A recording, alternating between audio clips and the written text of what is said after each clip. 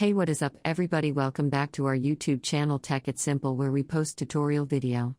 And in today's tutorial video, I will be showing you guys how the guys can log in into your Mr. Cooper mortgage account. Now I said Mr., but I don't know how it's pronounced. Some people say it's Mr. Cooper. Some people say it's Mr. Cooper, but it doesn't matter.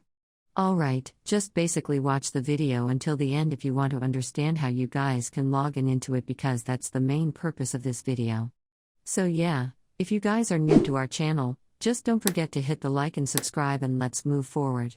So the first step is search for Mr. Cooper Mortgage Login and then click on the first link over here.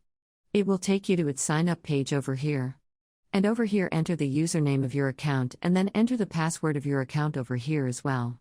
And just click on sign in and you should be able to log in into your Mr. Cooper mortgage account, where you guys can get mortgage, which means loan. For those people who do not know mortgage, it means loan. Alright, so don't forget to hit the like and subscribe, and bye bye everybody.